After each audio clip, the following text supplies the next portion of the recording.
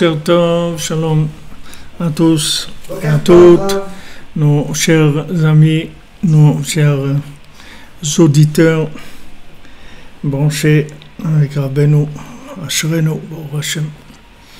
Alors qu'une bonne journée pour tout le monde, beaucoup de réussite, d'Atzlacha, que de bonnes nouvelles, de la santé, de la parnassa, pour ceux qui ne sont pas mariés, qui se marient, ceux qui sont déjà mariés, que ça tienne le coup jusqu'à 120 ans. Les enfants, Mazal Tov pour notre ami Shlomo, qui a une petite fille, que des bonnes nouvelles, Baruch Hashem. Shrenu.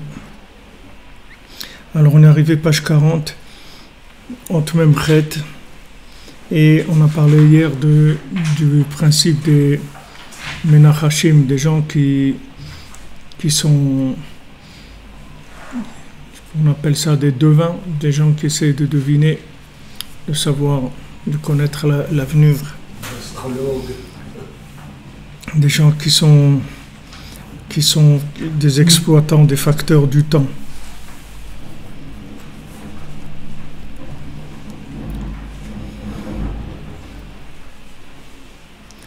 Alors, d'après leurs interprétations, ça voudrait dire que tout se comporte dans le monde d'après les éléments du temps. C'est-à-dire, lorsque quelque chose est comme ça dans le temps, alors on rentre dans un système de cause à effet, puisque maintenant la chose est comme ça. Alors donc, ça va entraîner telle conséquence ou telle conséquence. C'est-à-dire, ce sont des raisonnements qui sont qu'avec le temps. Et comme on a vu hier, la Torah nous apprend que Hashem Echad, que tout ce qui se fait, c'est Birtzono Yitbarach, et que tout peut changer à n'importe quel moment, du moment où Hashem décide de changer, ou du moment où la personne a un mérite, où il y a un tzaddik qui intervient pour elle. Comme Rabbeinu l'a dit, il y a une synagogue à Jérusalem où toutes les âmes, elles montent par là. Que quand il y a quelqu'un qui est décédé, il passe par cette synagogue avant de monter. C'est un premier jugement préalable. Alors il dit que des fois quelqu'un vient là-bas, il est tout nu, il n'a pas de vêtements, parce qu'il n'a rien fait dans sa vie qu'il puisse faire un vêtement. Alors le tzaddik il vient et il lui donne un vêtement. Alors les juges ils disent, mais pourquoi tu lui donnes un vêtement? Le tzaddik il dit, j'ai besoin de lui, alors je lui donne un vêtement. Il dit, des fois un roi, il doit envoyer quelqu'un en mission, alors il lui prête un de ses vêtements pour qu'il puisse aller faire la mission. Il dit, celui-là j'ai besoin de lui, voilà, je lui donne un de mes vêtements. Et voilà, avec ce vêtement il va dans le Gan Eden et il est tranquille, il n'a pas de souci à se faire. Donc il y a des choses qui n'ont rien à voir avec le temps, qui n'ont rien à voir avec le système de cause à effet. Dans la Avodat Hashem lui-même, elle-même, quelqu'un il peut se fatiguer toute sa vie à essayer de faire tchouva, et il va arriver à quelque chose de très médiocre. Et quelqu'un il va aller à Ouman, il va faire un tikkun klali, et voilà, ça y est, il a fait tchouva. Quelqu'un il va passer un Shabbat à Ouman, ou un Shabbat avec le tzaddik, dans une synagogue du tzaddik, que ce soit le centre Breslev de Montréal, le centre Breslev de Jérusalem, le centre Breslev de là où il y en a, Tel Aviv, de Ranana, de Elat, partout, il y a des centres Breslev. Alors celui qui passe un Shabbat avec Rabbeinu, alors ça lui compte plus que 500 000 jeûnes, comme s'il avait jeûné 500 000 fois. 500 000 fois, ça veut dire, si vous comptez 365 jours par an, c'est multiplié par 100, ça fait par 1000, ça fait 365 000. Donc c'est plus que qu'il a jeûné pendant 1000 ans, 1200 ans. Parce que Baruch Hashem, il y a des choses qui n'ont rien à voir avec le temps, même dans le judaïsme lui-même. C'est pas uniquement que dans les choses du monde. Même Jean de Hus lui-même, il y a des vecteurs qui accélèrent et qui changent les choses. Alors il dit, par exemple, les gens qui disent voilà, Kegon Piton a flamme et pive. Par exemple, quelqu'un il voulait aller quelque part pour faire quelque chose et maintenant il avait un morceau de pain dans sa bouche. Et le morceau de pain il est tombé. Alors il dit ça c'est un mauvais signe, ça veut dire que ça va pas marcher. Ou tu vis psychobat derrière, ou bien il a une gazelle qui lui a coupé le chemin. Il marchait et d'un coup, ou il allait en carrosse, ou il y a une gazelle qui vient, qui coupe la route. Alors il dit, ah, ça veut dire que ça va pas marcher, ce que je vais faire.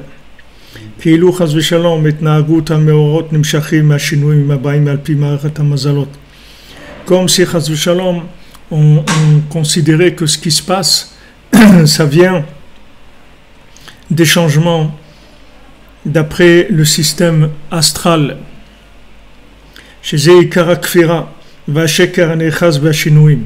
Que ça c'est principalement le mensonge et l'hérésie qui vient du fait qu'il y a des changements. Le fait qu'il y a des changements, alors ça permet de faire des interprétations. Le fait qu'il y a des changements dans le temps, ça permet aux gens de faire des interprétations comme s'il y avait une compréhension quelconque. Comme si on savait que de ça, il va découler ça. Regardez le monde dans lequel on se trouve aujourd'hui. Est-ce que quelqu'un, il y a 50 ans, il pouvait prévoir qu'on allait être dans le monde comme on est aujourd'hui? Est-ce qu'il y avait quelque chose qui laissait penser qu'on serait comme on est aujourd'hui? Vous voyez qu'il y a des évolutions, des choses qui changent, il y a des choses qui avancent. Il y a des changements dans tous les yanim qui n'ont rien à voir avec la logique humaine.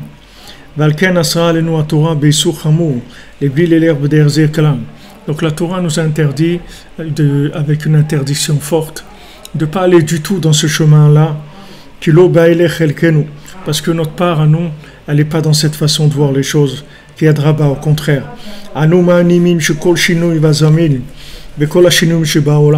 Nous on a la émouna, nous on a confiance que maintenant, tous les changements du temps, tous les changements qu'il y a dans le monde, tout ça vient par de la providence divine d'Hachem Idbar, d'Hachem lui-même. Donc tout ce qui est changement, ce sont des changements qui sont décidés par Hachem, dans lesquels il y a une providence divine. Ve'enshum siman venichush ba'olam, et il n'y a pas de signe, et il n'y a pas de façon de deviner dans le temps. Les gens ils croient qu'il y a des choses qui vont nous faire deviner ce qui va se passer. Il n'y a rien qui va nous faire deviner ce qui va se passer. Il n'y a pas de moyen de deviner ce qui va se passer.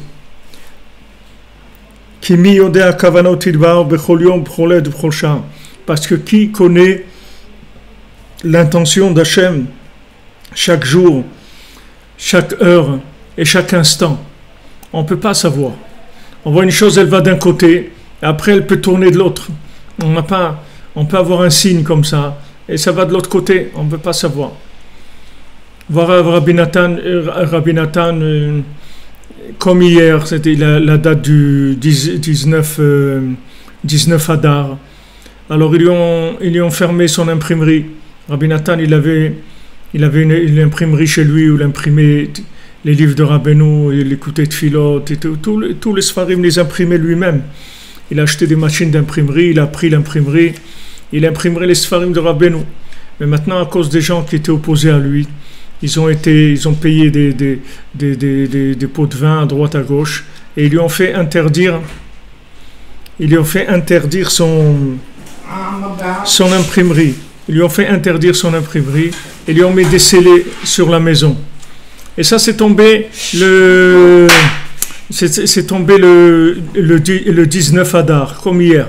Alors on pourrait dire, voilà, le 19 Adar, mais normalement le mois de Adar, c'est un mois où il y a du mazal, où il y a de la réussite, on ne peut pas savoir.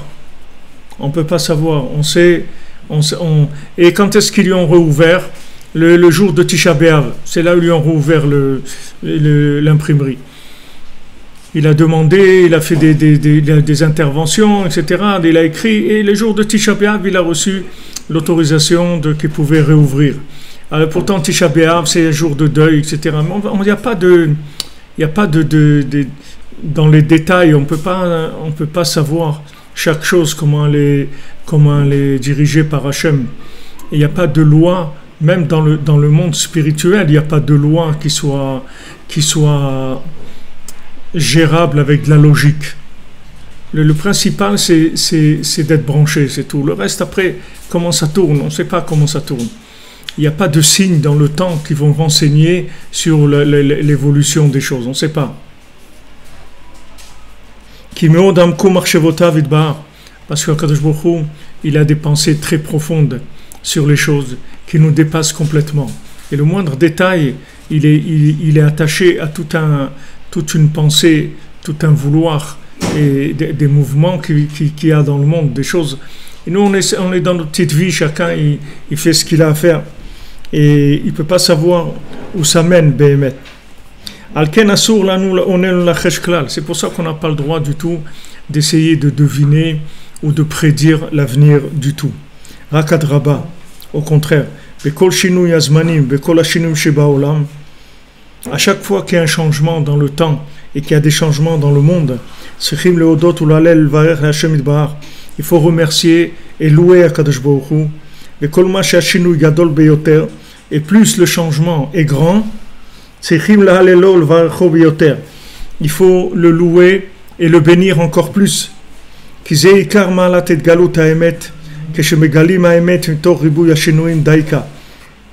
ça la grandeur de la vérité, c'est quand justement on révèle la vérité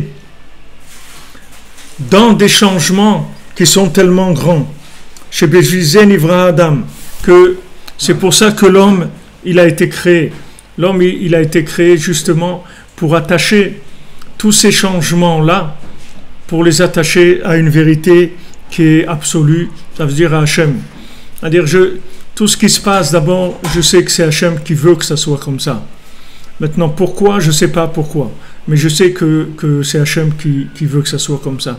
Alors, tous les changements, plus le changement est important, et plus c'est une occasion de remercier Akadosh Baruch Hu, de dire merci Hachem, merci que c'est toi qui tient le monde, et toi qui fais tellement de changements, tout ça pour amener l'homme à un meilleur résultat, à une meilleure vie, à une optimisation maximum de ce qu'il a à faire sur terre.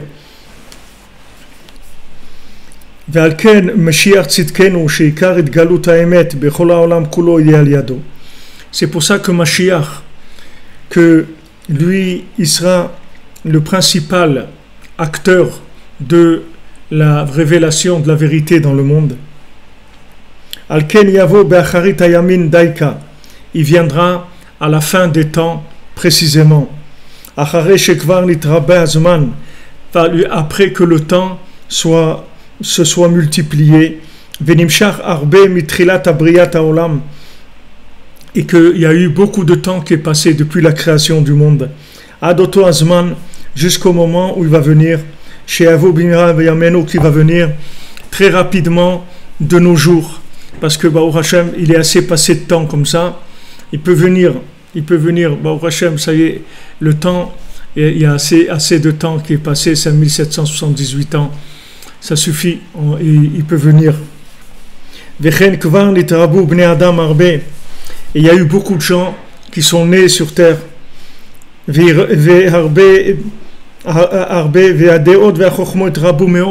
y a eu beaucoup de façons de voir les choses. Il y a eu beaucoup de théories, de choses, des inventions, des façons de voir, etc. Beaucoup de choses dans le monde, qu'il y a eu de la politique, des religions, de la psychologie, de la psychanalyse, de tout. Il y a eu toutes sortes de mouvements, de pensée, d'écoles de pensée dans le monde.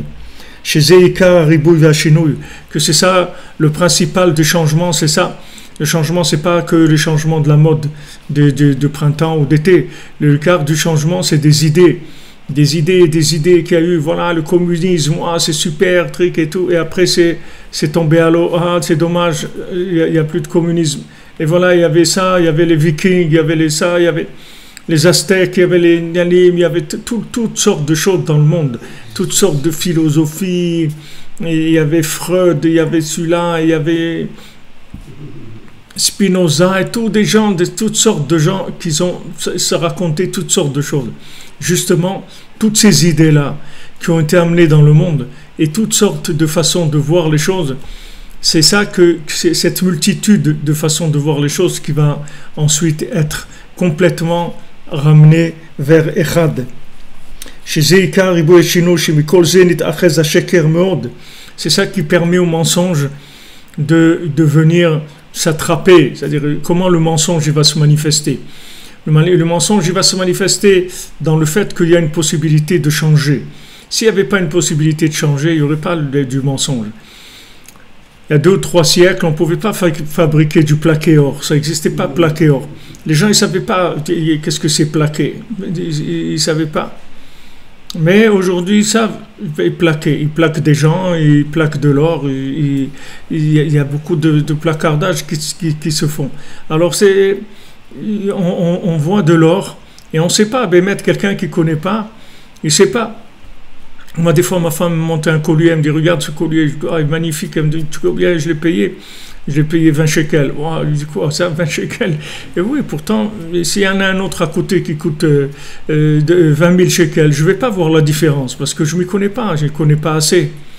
Parce que le sheker, il est fort. C'est-à-dire que, voilà, il vous présente quelque chose, ça a l'air bien. Il va présenter un angle du judaïsme, vous allez croire que c'est bien. Et oui, pourquoi? C'est bien. Ça a l'air bien, ça a l'air sympa. Ouais, tout est sympa. Les routiers, ils sont sympas. Tout le monde est sympa, il n'y a pas de problème. On va voir quand on va arriver. Mais c'est sûr que les routiers sont sympas. Tous les gens sur la route, ils sont sympas. Attendez qu'on arrive, on va voir qui est-ce qui nous a amené là où il devait nous amener.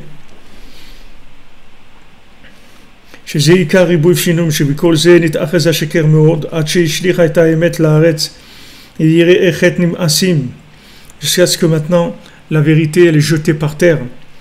Et les gens qui craignent Hachem, ils sont méprisés dans le monde. Et les bénis Israël, ils sont très bas dans le monde. Ils sont très bas dans le monde. C'est-à-dire que voilà, quelqu'un, je crois que c'est une journaliste ou une musulmane, elle a dit, voilà, je suis musulmane et tout, mais j'ai honte. De pourquoi? Voilà, il y a des gens qui meurent en Syrie, ils bombardent, ils tuent des centaines, des milliers, ils ont tué des centaines de milliers de gens. Il n'y a personne dans le monde qui dit quoi que ce soit. Ça n'intéresse personne. Ça n'intéresse personne. Pourquoi? Parce qu'il n'y a pas d'argent à prendre, c'est tout. Du moins, il n'y a pas d'argent à prendre, ça n'intéresse personne. Ce n'est pas la vie humaine qui intéresse les gens. La vie humaine, personne n'en a rien à faire. Du tout. Il faut savoir qu'il n'y a personne qui n'a rien à faire de la vie humaine des autres. La seule chose, c'est s'il y a de l'argent, alors ça devient important. Mais si en Israël, on a construit une maison, alors là, ça fait bouger le monde entier. Waouh, c'est quoi, l'Israël, ils construisent des maisons. Tout. Mais des gens qui tuent des centaines de milliers de gens, ça dérange personne. Donc vous voyez que le mensonge, il a sa façon de vivre les choses. Et il retourne tout pour pouvoir arriver à ses fins. Ce qu'il veut, lui, Amalek, ce qu'il veut la destruction de la révélation d'Hachem.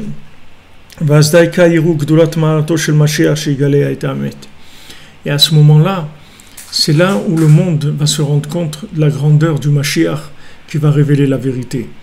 Parce que tant que maintenant la vérité et le mensonge, ils n'avaient pas une différence tellement grande, c'est-à-dire ils n'étaient pas tellement différents l'un de l'autre. C'était quelque chose un petit peu comme ça qui ressemblait. Par exemple, il y a des religions qui ressemblent un peu au judaïsme, on fait des choses qui ressemblent un peu au judaïsme. C'est un peu des copies du judaïsme, etc. Bon, ça ressemble un peu, alors on peut voir qu'on ne peut pas voir qu'il y a beaucoup de différences. Mais quand maintenant il sort des religions, des philosophies, des choses qui sont tellement loin de la racine, de la vérité, comment Hachem il a créé le monde, ce qu'il a voulu dans le monde, alors ça les gens ils vont voir la force de Mashiach, la force de la vérité, ils vont voir, voilà ce que c'est la vérité. Voilà ce que c'est la vérité. Parce qu'il va y avoir une différence énorme. Cette différence-là, elle va se faire, en fait, Rabbi Nathan, il dit dans un autre endroit, il dit dans l'Écoute à la Chôte, que comment maintenant, la vérité va se révéler dans le monde. C'est que maintenant le mensonge, il utilise toujours de la vérité, d'accord?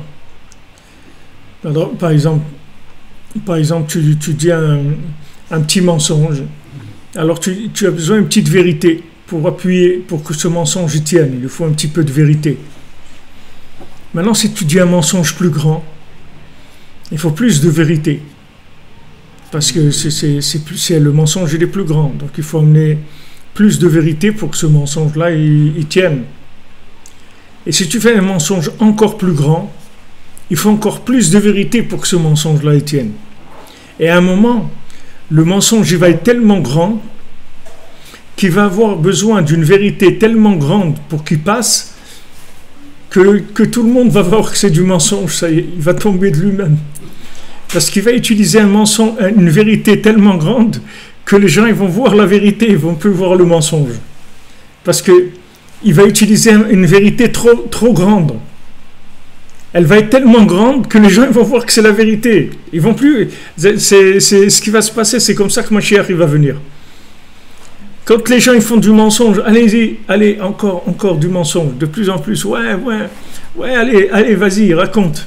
Ouais, l'endroit de Jérusalem, c'est pas aux Juifs Jérusalem, non, ok, c'est à qui? Ça appartient aux Aztèques, ok, c'est la civilisation aztèque, d'accord, pas de problème, vas-y, allez, continue.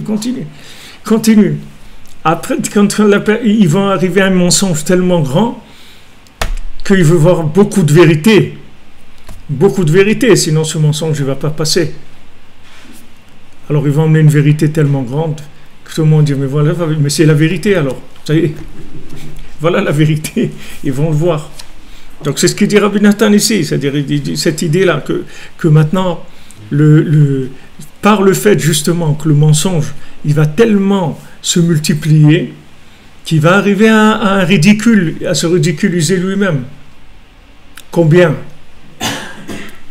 Comme les trucs Olou. Combien de fois il va appeler Olou? Ils viennent, il n'y a personne. Ok. Ils ont appelé une fois, 2 fois, 3 fois. Ça y est, après, qu'est-ce qui va venir? Ça y est. Au début, il y a des causes humanitaires, soi-disant. Ouais, humanitaire. Attends, mais à côté, regarde. À quelques dizaines de kilomètres, en train de massacrer des centaines de milliers de gens. Et là, parce que quelqu'un construit une maison, tu es en train de l'embêter. Et là-bas, il n'y a pas. Alors, où est le sentiment humanitaire? C'est où? Donc c'est pas vrai, c'est pas de sentiment humanitaire. Alors c'est quoi alors? C'est de la haine gratuite, c'est de la jalousie. Bon, là je comprends mieux. Parle comme ça, c'est mieux. Mais ne dis pas sentiment humanitaire. Il n'y a rien d'humanitaire dans cette chose-là. C'est le mensonge. Toujours, il va prendre plus de vérité. Il va venir avec des grandes idées, des idéaux, des trucs très très forts. Et il va essayer de passer avec ça. Mais à un moment, ça va se retourner contre lui. C'est-à-dire que le mensonge, il va devenir complètement ridicule. Complètement ridicule. Il n'y aura plus du tout la possibilité. Les dirigeants, eux, ils savent que c'est du mensonge. Mais le peuple, lui, il ne se rend pas compte. Parce que comme les médias, elles racontent ce qu'elles veulent. Alors, il n'y a pas les gens, ils ne se rendent pas compte. Mais à un moment où ça va devenir tellement ridicule, que le peuple lui-même, il va réagir. Il va se dire, mais attends, mais c'est du mensonge tout ça.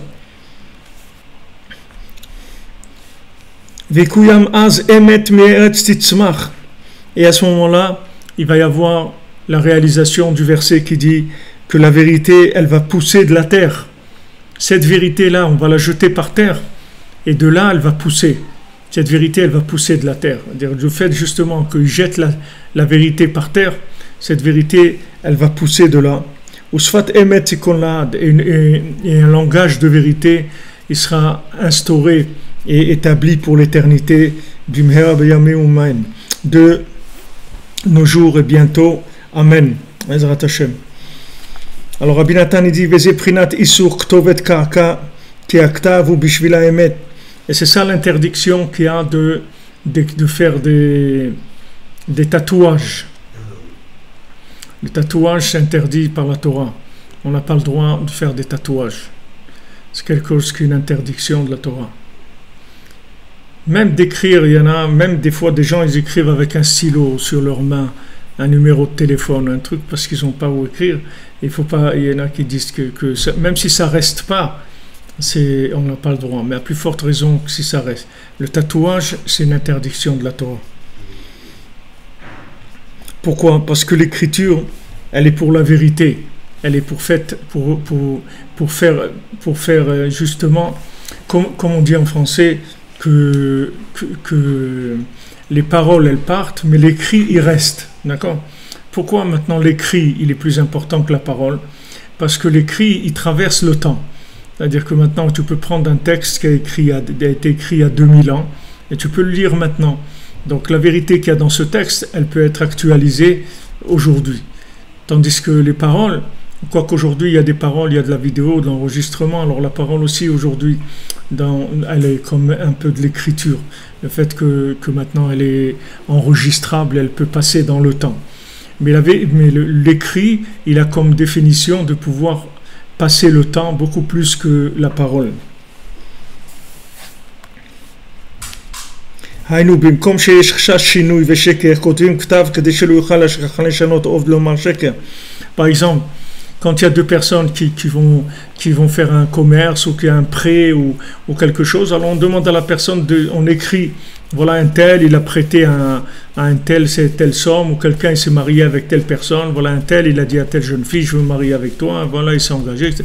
On fait de manière à ce que la personne, elle ne vienne pas le lendemain ou la semaine d'après et dire ah non, moi j'ai jamais dit ça, voilà, on a écrit, tu as signé, donc voilà la vérité, elle est là.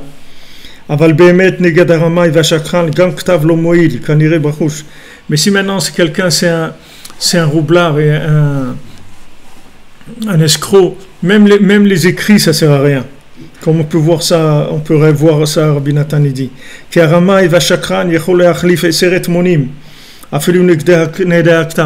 Parce que le menteur et l'escroc, lui, peut changer, même s'il y a des écrits, il peut changer.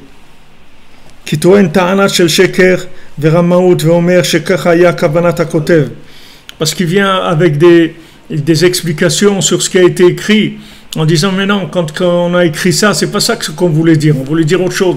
Il y a toujours un texte, il y a toujours une façon de l'interpréter. Il n'y a pas un texte que tu vas dire ça y est, ce texte-là, il est... Parce que le texte, il est dans le temps aussi, donc toujours on peut le manipuler. On peut le présenter sous un autre angle. On disait, mais non, mais quand moi j'ai dit, quand il a écrit ça, que ça veut dire ça, ça ne veut pas dire ça, etc. Parce que son intention, elle est mauvaise, donc il va tourner tout. C'est ça qui dit que leur bouche elle parle du mensonge et leur droite c'est une droite de mensonge. Qu'est-ce que c'est la droite? La droite c'est l'écriture. C'est-à-dire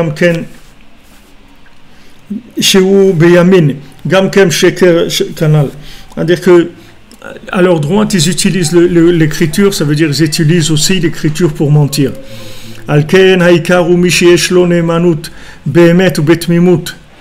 Parce que le principal, c'est celui en qui on peut avoir confiance vraiment de façon intègre. Avec lui, on peut faire des choses. Que ce soit du commerce, que ce soit de la Torah, ou que ce soit du moussar, que tout ce qu'on a à faire avec autrui, il faut que ce soit des gens qui soient des gens droits. Qui karaemet ou balev. Parce que la vérité, elle est dans le cœur. Qui ne se trompe pas lui-même, qui parle de la vérité dans son cœur, c'est-à-dire dans son cœur, il soit vrai.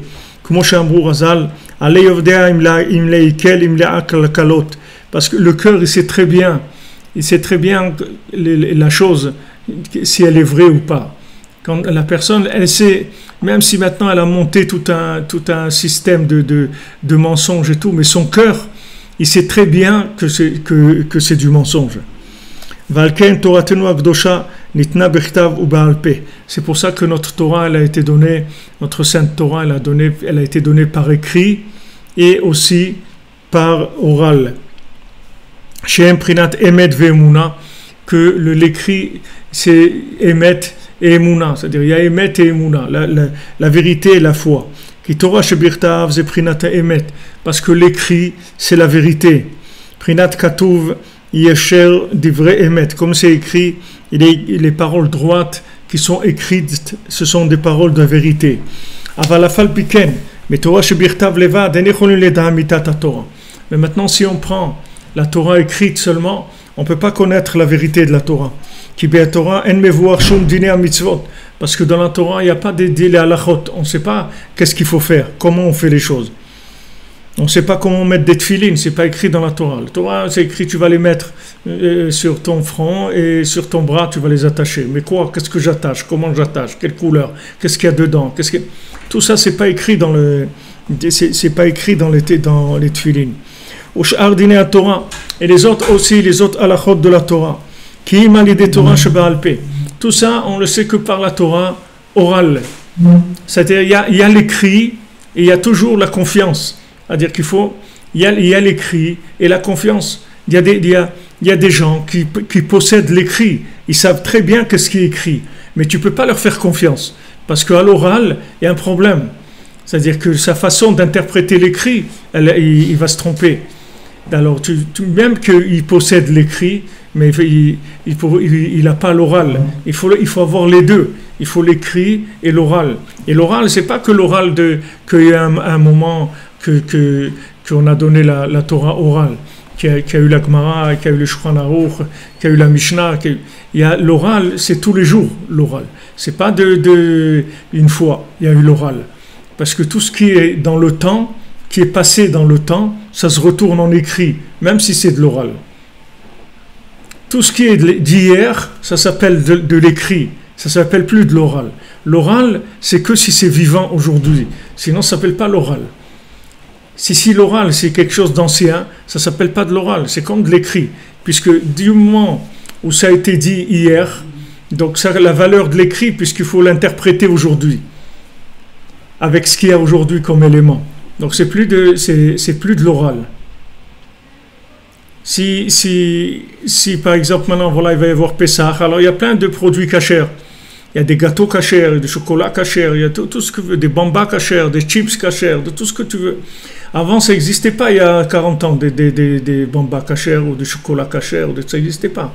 Les gens, Pessah, c'était des pommes de terre, des œufs, de la viande, des poulets, du poisson, des trucs comme ça, c'est tout. Il n'y avait rien de produit. Mais maintenant, du fait que maintenant le monde a changé, alors on peut pas ne pas faire des produits cachers les Pessah, parce que les gens ils ont besoin. Les gens aujourd'hui, pour eux, le chocolat c'est plus important que la viande. Des gens, tu leur dis voilà, je veux pas manger. Tu dis tu veux de la viande ou du chocolat, tu choisis. Il va choisir le chocolat, parce que lui-même il est chocolat déjà dans sa tête. Qu'est-ce que tu veux comment tu veux qu'il fasse? Alors si maintenant toi tu restes avec la Torah de qu'est-ce qui est important. Mais attends, mais réfléchis, le chocolat, ça fait mal au ventre et tout, la viande, ça va te donner de la force. C'est pas ce que tu racontes. Lui, il dit, moi, je regarde, moi, le chocolat, j'aime plus que la viande, c'est tout. Alors, donne-moi le chocolat, garde la viande, c'est tout. Alors, comme maintenant, les gens, ils ont la tête comme ça, alors on est obligé de changer la façon de voir les choses. Donc, on met sur le marché du chocolat cacher les Pessah, pour que les gens, ça s'appelle la fête pour eux, ils mangent ce qu'ils ont envie de manger, ça leur fait plaisir. Ils veulent manger des chips, ils veulent manger des bambas, ils veulent manger des trucs, c'est ça là où ils vivent. Donc on doit les suivre là où ils vivent. On ne peut pas venir avec un oral d'avant. Parce que l'oral d'avant, ça devient, dès que c'est avant, ça s'appelle de l'écrit. En fait, la notion d'écrit, c'est la notion qui tient pas compte du temps. C'est ça la notion d'écrit. L'écrit, ça veut dire on ne tient pas compte du temps, c'est écrit, voilà. On ne rentre pas dans la notion de temps. Dès qu'on rentre dans la notion de temps, on parle d'oral, pas plus d'écrit. C'est-à-dire que quand ça rentre à l'oral, alors c'est déjà vécu comme on va dans le vécu, dans ce que chacun il a besoin de il a besoin par rapport à aujourd'hui. Donc vous voyez Rabbeinu, qu'est-ce qu'il fait? Rabbeinu, il parle le langage de tout le monde. Vous voyez à Rosh Hashanah, vous voyez à Ouman, vous allez trouver quelqu'un, justement ici il parle des tatouages et tout. À Ouman, vous allez trouver des gens, tatoués, ils ont des aigles comme ça sur le dos, comme ça, des trucs partout, des tatouages, c'est partout. Les gens, il y a ça, il y a les plus grands rabbanim du monde qui viennent, et il y a les plus grands tatoués du monde qui viennent, il y a de toutes sortes de gens. Parce que le tzaddik, il a l'oral parfait, il a la langue parfaite, le langage messianique. Rabbeinu l'a dit, Mashiach, il va rien vous dire d'autre que ce que je vous dis maintenant. Seulement, à l'époque de Rabbeinu, le mensonge, il n'était pas assez fort encore pour que les gens puissent faire la différence. Maintenant, le mensonge, il augmente tellement que les gens ils commencent à voir qu'est-ce que Rabbeinu il a dit. Mais à l'époque où Rabbeinu il parlait, les gens ne comprenaient rien de ce qu'il disait. Parce que lui, il était en train de parler de quelque chose où les gens ne réalisaient pas encore que le monde était comme ça. Ils ne voyaient pas. Ils croyaient que c'était encore comme le Baal Shem Tov et tout. Mais c'est fini. L'époque du Baal Shem Tov, elle était finie depuis longtemps. Mais les gens ne se rendaient pas compte. Parce qu'il restait encore des conséquences, un petit peu des gens qui parlaient du Baal Shem Tov. Comme il raconte Rav Levi Yitzhak, il était une fois un Shabbat à Medjibouz. Il était à Medjibouz, passé Shabbat. Alors il a voulu aller au mikvé. Et le mikvé c'était de la glace. C'est-à-dire qu'il était mamache, le mikvé couvert de glace. Alors lui, c'est pas quelqu'un qui allait, c'est pas ça qui allait l'empêcher d'aller au mikvé. Il a été, mais après il a parlé avec le Rav de la ville de Medjibouz. Il lui a dit mais le mikvé, il dit ici on va pas au mikvé ici. Alors Rav Levi Yitzhak il a dit comment? La ville du Baal Shem Tov, le Rav de la ville, il dit ici on va pas au mikvé. Il dit regarde où on peut arriver. Il a dit qu'est-ce que ça représentait pour le Baal Shem Tov le mikvé? Le Rav de la ville du Baal Shem Tov, il dit ici on va pas au mikvé. Regarde où on peut arriver. Donc déjà à l'époque de Rabbeinu, c'était déjà bien dévié, c'était déjà bien, mais les gens ils se rendaient pas compte encore jusqu'où ça allait arriver. Maintenant que les gens ils voient le mensonge, à quoi il est arrivé, alors plus les gens ils se rendent compte du mensonge, plus ils vont apprécier ce que Rabbeinu il a dit. Mais c'est pour ça qu'à son époque il n'a pas été reconnu par tout le monde. Tandis que maintenant, plus ça va, chaque jour, Rabbeinu il dit les gens ils vont me chercher chaque jour de plus en plus. Chaque jour, ils vont vouloir se rapprocher de moi de plus en plus parce que il va y avoir un tel mensonge que les gens là où ils sont, ils vont chercher de l'oxygène. Ils vont dire donne-moi un peu d'oxygène. Donc on doit un peu d'oxygène. Les gens, voilà, en Israël, les gens, ils ont cru dans le sionisme, ils sont montés, ouais, on va monter la terre, les trucs, on va faire. Après, il est venu l'autre Gush Katif, il leur a dit, allez, dégagez d'ici. Chut, allez. Il dit quoi? Mais la terre, l'idéal, Israël. Allez les amis, tout ça c'est du cinéma. Maintenant, allez, passons aux choses concrètes, dégagez. Alors les gens, ils sont... Vous savez combien des centaines de ces gens-là, ils sont devenus Breslev? Des centaines de ces jeunes-là, de ces communautés de Gush Katif sont devenus Breslev. C'est la seule chose qui les a remis, sinon ils allaient devenir fous les gens. Tu sais ce que c'est de croire dans un idéal et tout y tombe. Tu as donné toute ta vie pour un idéal et tu vois qu'on t'a arnaqué complètement. Mais c'est horrible. C'est horrible. Tu as donné ta vie, tu as donné tout. Là-bas, des gens, ils ont donné la vie de leurs enfants. Et dit, attendez, j'ai donné mes enfants, ils sont morts ici, ils sont enterrés ici. Même ça aussi. Non, il faut les déplacer. Déplacer les cimetières, déplacer tout. Des gens, ils ont tout lâché. Des gens, ils ont tout lâché. Des gens, ils sont partis en route de l'arrêt. Il y a des gens, ils sont rentrés chez Netoré Karta. Il y a toutes sortes de réactions qu'il y a eu. Et des gens, ils sont brisés complètement. Ils sont brisés. Ils croyaient dans un idéal. Ils disaient, mais attends, mais qu'est-ce que tu m'as fait là? Qu'est-ce que tu m'as fait? Non. C'était un idéal qui demandait d'être réajusté dans sa façon d'être. C'était vrai, il y a du vrai quand on parle d'Eretz Israël. C'est sûr que c'est vrai quand on parle de s'installer sur la terre d'Israël. C'est vrai tout, mais une façon de le vivre. Il y a une façon de le vivre, et cette façon-là, il faut qu'elle soit connectée à l'absolu. Il ne faut pas que ça soit dans le relatif. Il n'y a pas de Gush Katif, je vais le donner. Je vais le donner à personne. Il n'y a personne qui va le prendre. Il n'y a pas d'échange, il n'y a pas de shalom, il n'y a rien du tout. C'est la terre d'Israël, c'est tout. C'est la terre d'Israël. Il n'y a rien d'autre. Ça, les gens, eux, croyaient que quand ils entendaient le message, ils croyaient que c'est ça qu'on voulait dire. Mais quand ils ont vu dans l'action qu'il s'est passé des choses pour des calculs politiques, ils ont été brisés. Ces gens-là, beaucoup sont venus à Breslev parce que ils ont vu comment Rabbeinu il parle d'Eretz Israël. Quand Rabbeinu, quelle importance d'Eretz Israël, comment Rabbeinu les Meshabeach Eretz Israël. Et pour Hachem, vous avez beaucoup de cette jeunesse-là, ils appellent les jeunes de collines, là, toute cette jeunesse-là. Ils sont Breslev, vous les voyez à Ouman, ils viennent par centaines à Rosh Hashanah. Et même dans l'année, il y en a tout le temps qui viennent et qui sont là-bas même, qui restent plusieurs mois. Je les vois quand je suis au Ouman. Parce que c'est des gens, ils cherchent une vérité qui n'est pas politisée, qui n'est pas manipulée, qui ne va pas encore les amener vers encore un. Il y a une chose que vous pouvez être sûr, tranquille dans votre vie, c'est que Rabbi Nachman, il ne vous décevra jamais. Jamais il vous décevra. Vous pouvez y aller à fond dedans. Vous ne serez jamais déçu. Jamais il va vous sortir un truc que vous allez voir. Mais qu'est-ce que c'est? Jamais il y aura ça. Rabbi Nachman, c'est Adasof. Il a dit, moi j'ai terminé. Moi j'ai gagné. Moi quand je fais quelque chose, je termine tout. Il n'y a pas... Après, il va sortir des nouvelles interprétations. Il n'y a pas de nouvelles interprétations. Il y a Rabbeinu et c'est tout. Il n'y a rien d'autre. Il n'y a rien d'autre, c'est tout. Il a dit à moi, et après moi, il y a moi. Et il y a encore moi, c'est tout. Il n'y a rien. Il n'y a pas un autre rébé qui va venir. L'ancien rébé, il a dit comme ça, et l'ancien rébé, il a dit comme ça. Il n'y a pas d'ancien, il n'y a pas d'après. Il y a Rabbi Nachman et c'est tout. Il a dit, il n'y a personne après moi. Donc il ne va pas décevoir. Celui qui s'engage, celui qui voit, qui s'engage dans les conseils de Rabbeinu, il ne sera jamais déçu. Malheureusement, on vit avec l'oral, c'est-à-dire on vit avec l'interprétation. Et les interprétations, elles sont... Il y a toutes sortes, comme on dit, il y a à boire et à manger dans les interprétations.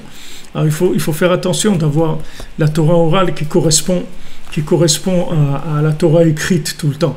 C'est-à-dire qu'il soit tout le temps en rapport avec la vérité absolue. Shei prinat emuna, prinat odia emunatra befi. La Torah orale, c'est la emuna, c'est-à-dire c'est basé sur la confiance.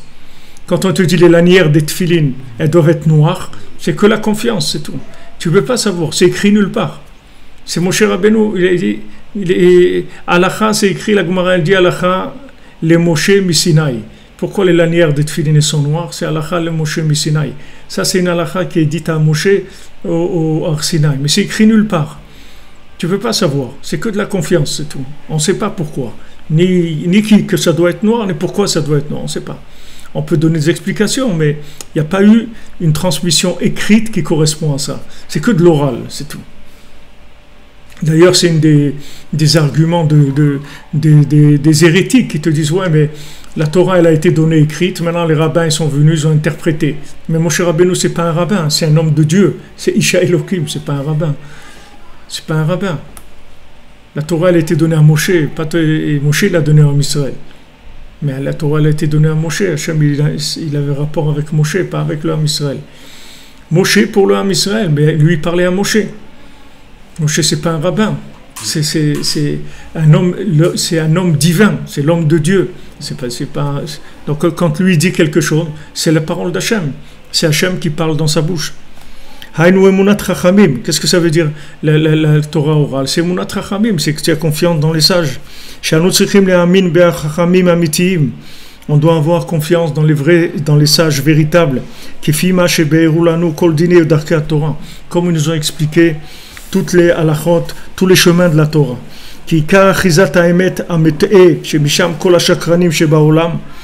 Parce que toute l'emprise de la vérité mensongère, c'est-à-dire de la vérité détournée, tous les menteurs du monde, ils vont s'accrocher sur ça.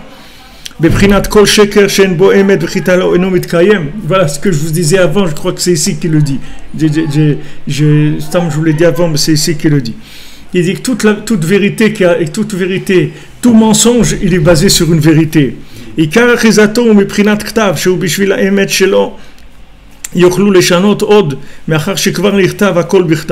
Parce que toute l'emprise du mensonge, elle vient sur ce qui a été écrit. Parce qu'on a écrit pour pas qu'on puisse changer. Alors on dit, attends, on va l'écrire, comme ça c'est clair. Mais quand tu l'écris, après, le temps il va passer sur l'écrit, et tu vas voir qu'il va y avoir des dizaines d'interprétations de cet écrit-là. C'est-à-dire que tu vois que cet écrit, quand il rentre dans le temps, il perd complètement la... Quand tu l'écris dans le temps, donc c'est noir sur blanc, mais c'est noir sur blanc du temps. Mais quand tu écris, il y a plus de blanc que de noir. C'est-à-dire que quand tu écris, si tu prends une page que tu as écrite, il y a plus de blanc que de noir. C'est-à-dire qu'il y a plus de vide que de plein. Donc maintenant, cet écrit-là, dès qu'il va passer quelque temps, quelqu'un va venir et va te dire non, ce qui est écrit là, tu n'as pas compris, c'est pas ça que ça veut dire.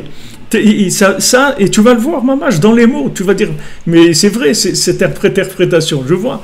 Et c'est là où c'est là où la danse, elle va commencer. C'est là où le bal, il commence. C'est la fête au village après. Allez, que chacun il vient, il dit, allez, on y va. Allez, toi, viens, qui dit mieux?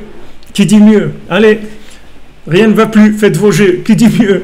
Allez, on y va. Interprète comme ça, interprète comme ça, interprète comme ça. Et les gens, après, ils sont paumés, ils en ont marre, ça y est. Les gens, ils en ont marre de ces interprétations. Quelqu'un, il vient, il interprète comme il veut. Abraham, Allah, Torah, Moshe, Messina, on ne peut pas l'interpréter autrement.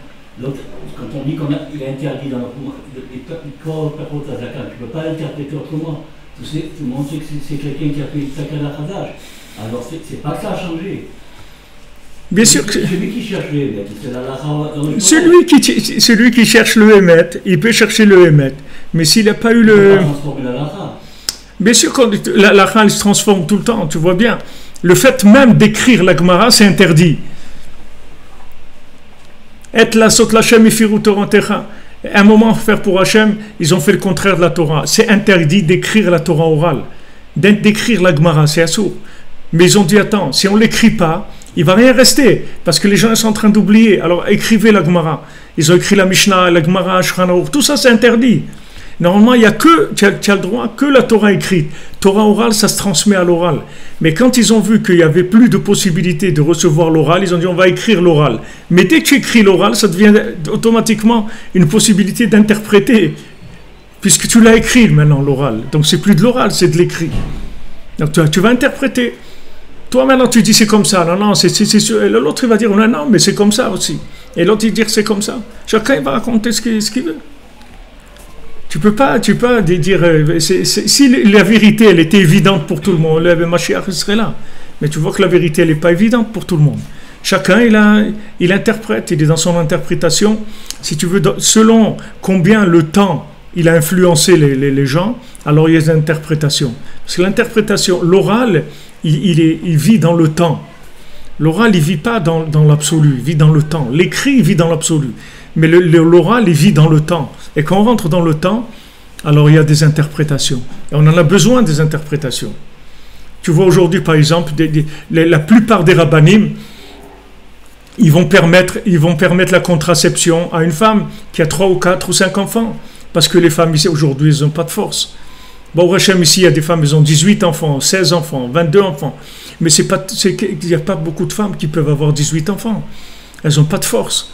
Alors aujourd'hui, ces rabbanim-là, il y a 30 ans, tu aurais rien que dire le mot contraception, il t'aurait giflé. Mais le même, il te dit, il n'y a pas de problème. Arrête-toi 1 an, 2 ans, et après tu reprendras.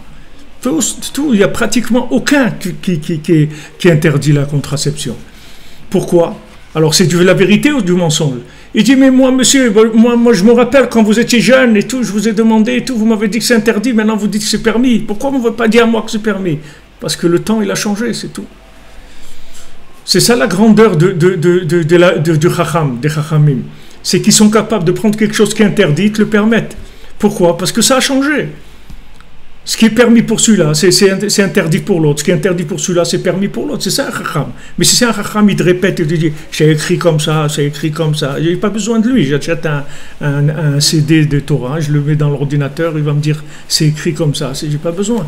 Si j'ai besoin, quelqu'un de vivant qui voit qu'il a affaire, que c'est en train de se passer.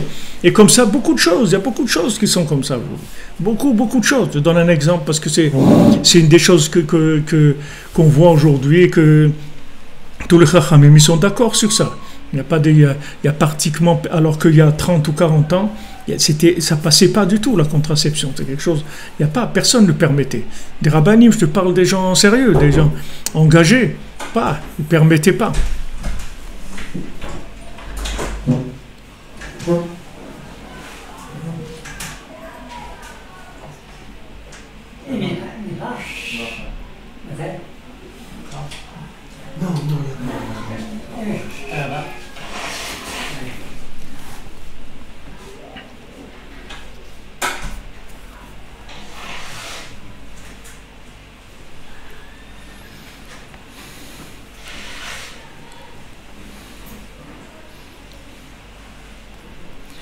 Alors maintenant, tout ce qui est écrit, de là après, on peut interpréter comme on veut. Dès que ça devient écrit, alors l'interprétation, elle est libre après.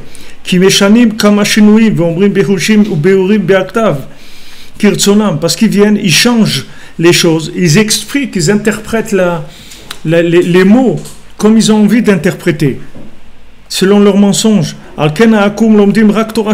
C'est pour ça que les idolâtres, ils étudient que la Torah écrite, c'est tout. Ils n'étudient pas la Torah orale. Ils prennent que l'écrit, ils prennent le Tanakh, c'est tout. Ils étudient que ça. Parce que de là-bas, ils ont tiré leur mensonge, c'est-à-dire ils sont basés sur la Torah écrite. Le fait que maintenant ils font une scission entre la Torah écrite et la Torah orale, ils n'ont pas la émouna dans les vrais sages, les sages véritables, qui vont te dire non, ce qui est écrit là, c'est ça ce que ça veut dire. Quand on te dit que maintenant c'est entre tes yeux, les tefilines, ça ne veut pas dire entre tes yeux, ça veut dire en haut de la frontanelle, là, pas entre les yeux ici. Mais celui qui dit, mais c'est écrit entre les yeux, comment tu vas me dire que ici c'est entre les yeux? Ici aussi c'est entre les yeux, ici aussi ça peut être entre les yeux. Tout ça c'est entre les yeux. Comment tu vas savoir? Tu peux pas savoir. Si maintenant tu n'as pas affaire à des vrais sages, alors tu sais pas comment interpréter. Ils vont t'interpréter comme ils veulent, chacun comme il veut. La transfusion de sang également. Pardon? La transfusion de sang. La transfusion? Oui, on permet pour faire des opérations, mais ceux qui sont que pour les cris, c'est interdit. Ils laissent mourir, il y a des problèmes avec ça. Il y a des gens vous dire les gens qui croient que dans la Torah écrite, oui. Ils interdisent la transfusion sanguine. Oui.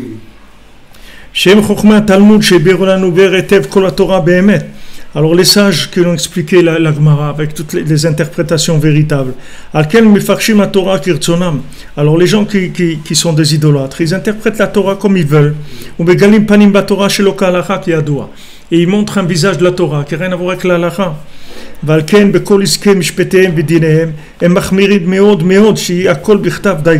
C'est pour ça que dans tout ce qu'ils font, les idolâtres, eux, ils font très attention que tout soit écrit. Beaucoup, ils sont très, très, très pointilleux sur l'écrit.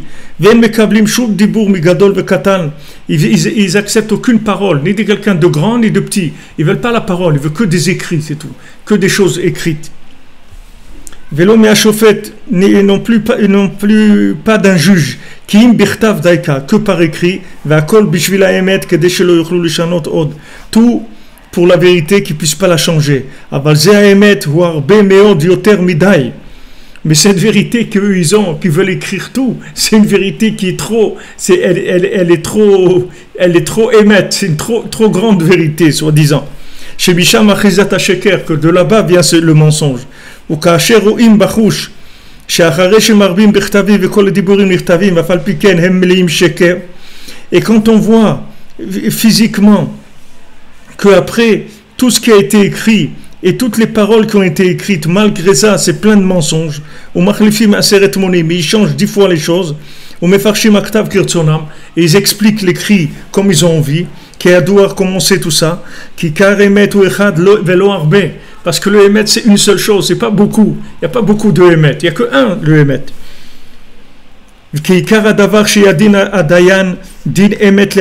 Comme on a vu que le juge il doit dire Emet le Amito, c'est-à-dire un juge c'est quelqu'un qui connaît Emet le Amito, pas que Emet. Un juge c'est pas quelqu'un qui dit il est écrit comme ça, il écrit comme ça. C'est quelqu'un qui va lier l'écrit avec la situation et qui va tirer de ça la vérité appliquée dans le temps. C'est ça un vrai juge. Un juge c'est un juge qui prend l'écrit qui est au-dessus du temps.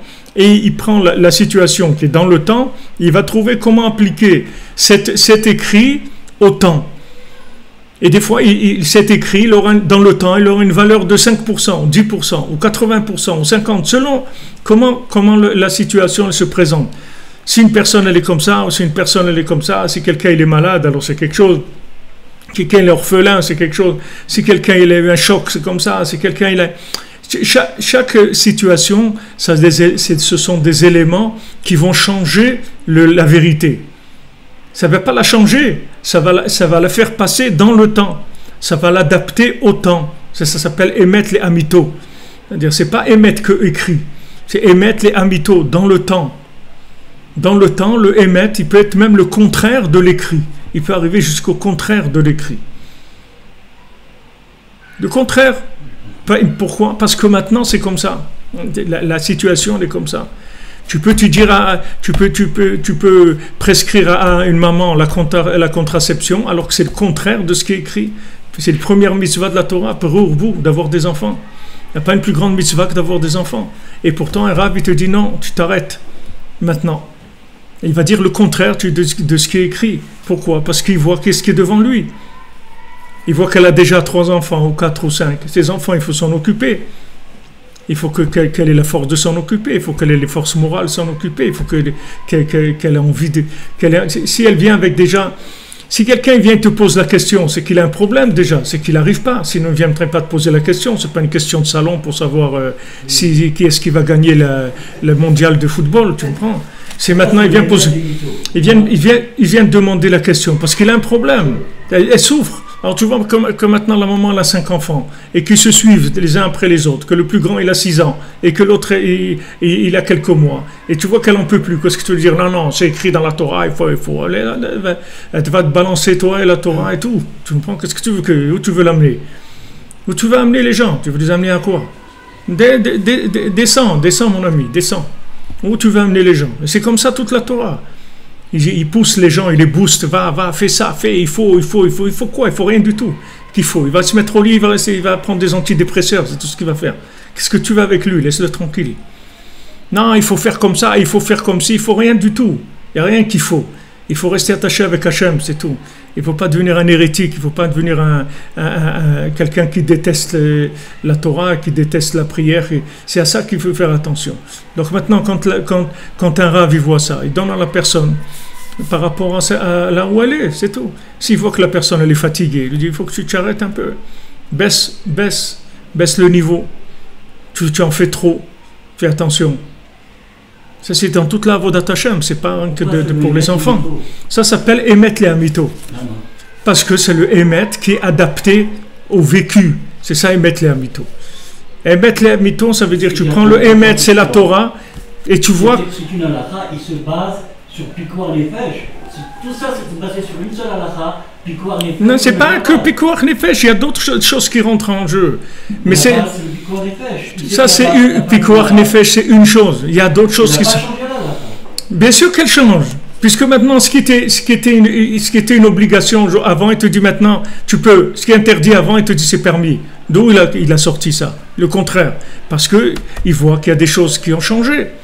Qu'il y a des choses que l'individu l'a changé. Alors quelqu'un qui te donne un programme de Torah, un moussard de Torah, une morale de Torah qui est adaptée à il y a 20 ans ou 30 ans, c'est pas quelque chose qui est actuel. Donc c'est pas quelque chose qui émettre les amitos. C'est émettre, mais pas les amitos. Il y a des choses qu'on ne peut pas changer. Tu ne peux pas dire à quelqu'un, tu peux enlever ta barbe, tu peux enlever tes pérotes. Ça peut pas, c'est pas émettre les mitos. C'est émettre les mitos, ça veut dire que tu vois la personne où elle se trouve.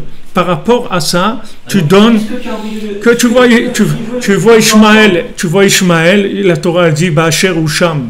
Hachem, il a vu Ishmaël, maintenant où il est. Par rapport là où il est, il a eu des miracles, il a eu ce qui est. Parce qu'Hachem, il voit où il est maintenant. Chacun, Hachem, il le voit là où il est. Tu ne peux pas savoir un individu où il est. Tu ne peux pas savoir où il se trouve.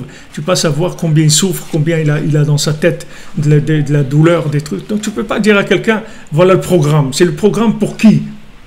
Pour qui? Tu comprends?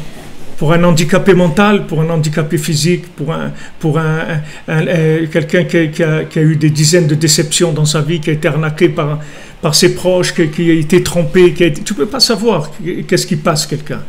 Qu'est-ce que tu vas dire? Il faut ça. Il n'y a rien qu'il faut. Il faut chercher et mettre les amitos. Et mettre les amitos, tu dois voir où elle se trouve, la personne. Et lui donner le émettre par rapport à ça. Et pour ça, il faut Ruach HaKodesh. Si tu n'as pas Ruach HaKodesh, tu te tais, c'est tout. Tu prends un sparadrap, tu le mets sur ta bouche et c'est tout. Quand tu as envie de dire quelque chose, il faut, tu mets un sparadrap sur la bouche. Il n'y a pas il faut rien du tout. Il n'y a rien il faut. Tu as envie de l'aider, tu as envie de trucs, tu l'invites, tu lui donnes à manger, tu lui donnes un billet, tu lui dis va t'acheter à manger. Voilà. Tu veux faire quelque chose pour lui, aide-le, c'est tout. Mais commence pas à lui dire il faut rien du tout. Tu ne peux pas savoir où il est l'individu, tu ne peux pas savoir. va tomber dans les réformistes, après les conservateurs, c'est ce qu'ils parlent dans ce moment-là. Il n'y a pas de. Il n'y a pas de.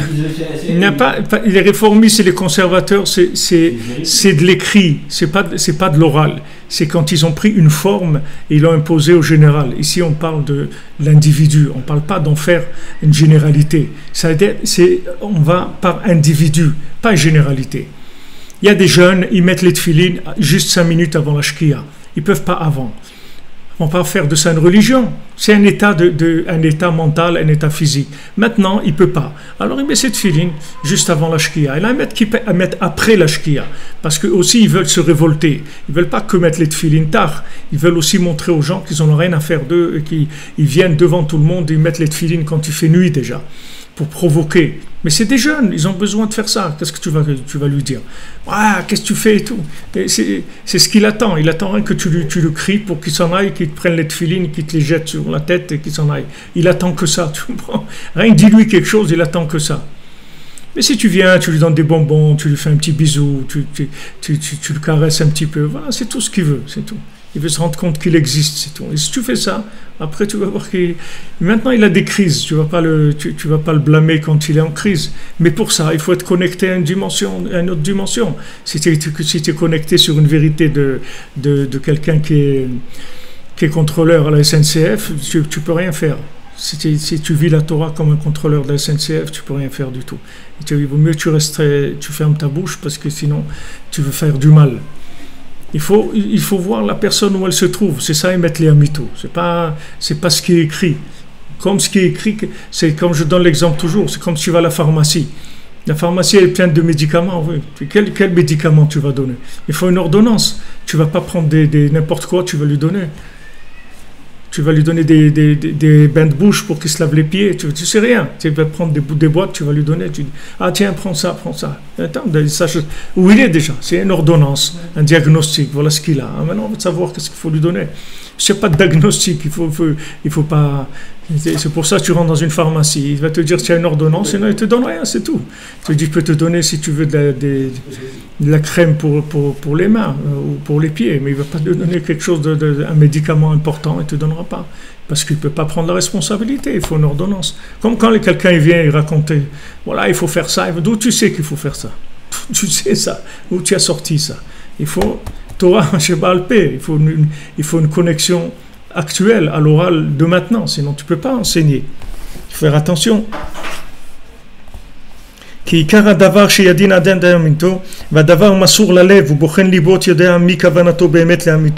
Parce que la chose, elle est mesura, elle est donnée au cœur.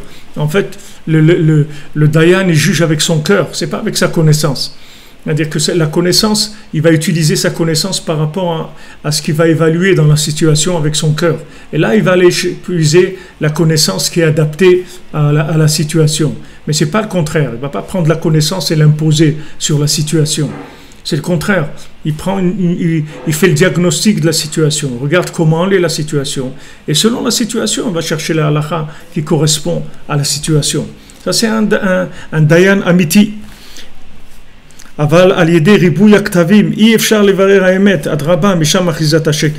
c'est pas qu'en faisant beaucoup d'écrits que ça va changer. C'est pas l'écrit qui va changer, parce que plus maintenant on va vouloir s'attacher à la lettre, comme on dit, prendre les choses à la lettre.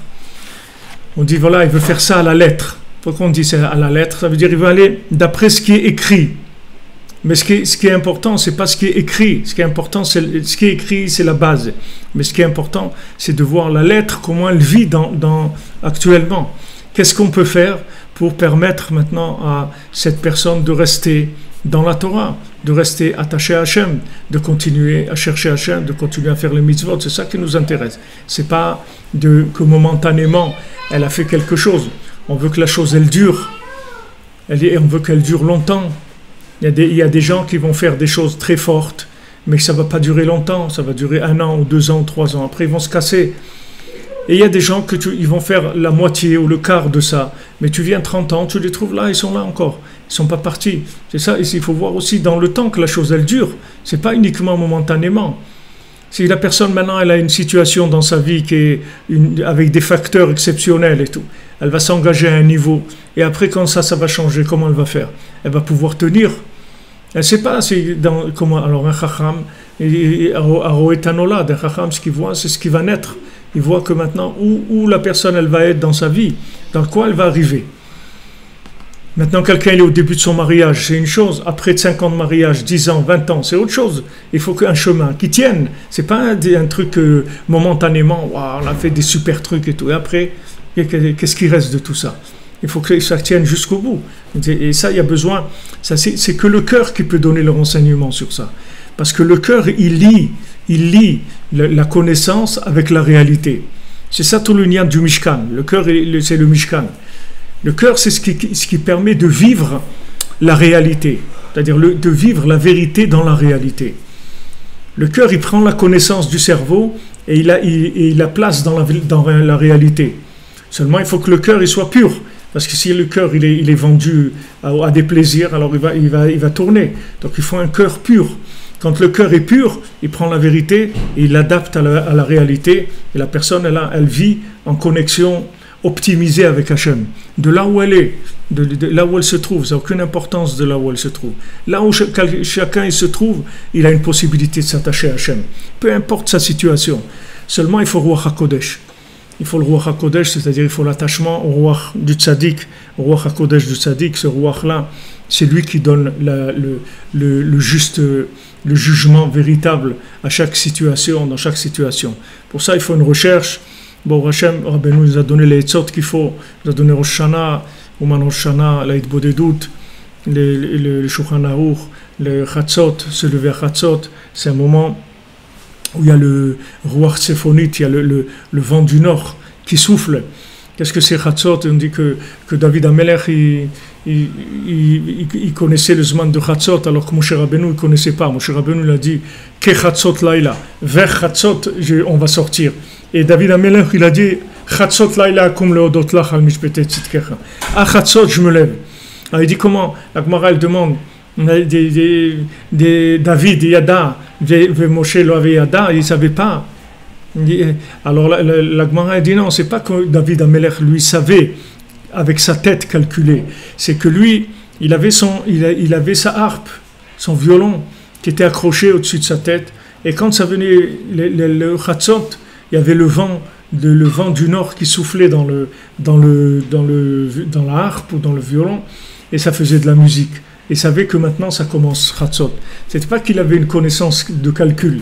Il savait que quand il entendait le son de la harpe, c'était le moment de Chatzot. Donc ce souffle-là, c'est lui qui donne le point de contact. C'est ce souffle, ce vent qui vient, et ce vent il souffle dans le cœur de chacun. Chacun combien il s'attache au tzaddik, il s'attache à ces moments-là qui sont des moments exceptionnels. Alors il reçoit ce souffle-là, c'est-à-dire qu'on lui donne la musique qui correspond à sa journée, la journée qu'il va avoir. Il a déjà tout qui est prêt, tout qui est déjà prêt, déjà enregistré, pré-interprété. Il n'a plus maintenant qu'à vivre sa journée tranquillement, c'est tout. Mais tout a été déjà mis en place à l'avance. Mais si tu ne fais pas les réglages à l'avance, si tu dois faire des réglages au fur et à mesure de l'évolution de la journée, c'est très très difficile. Parce que tu es déjà dedans. Alors maintenant, comment arriver à être dedans et en même temps avoir le recul qu'il faut par rapport aux choses? Tandis que si maintenant tu prépares ta journée avant qu'elle commence, tu prépares tes connexions avec Hachem, avec les tzadikim, avant que la journée elle commence. Une fois qu'elle commence, ça y est, après c'est beaucoup plus facile. C'est déjà réglé, les connexions sont faites. Il y a juste à circuler tranquillement, c'est tout, dans la joie, pas de soucis, tranquille. Bezrat Hashem, Be'atzlacha. Merci pour votre présence, vos partages, votre soutien, pour vos mots gentils aussi que vous envoyez. Alors demain normalement, Bezrat Hashem, je vais voyager donc à Ouman. Alors il n'y aura pas cours à midi. Peut-être que je ferai le cours de là-bas à 2h si j'arrive à temps. Et sinon, demain soir à 3h du matin, Bezrat Hashem, notre shiur habituel du jeudi soir. Et on continue, Be'atzlacha, de bonnes nouvelles pour tout le monde. De bonnes nouvelles, que des bonnes choses, Bezrat Hashem.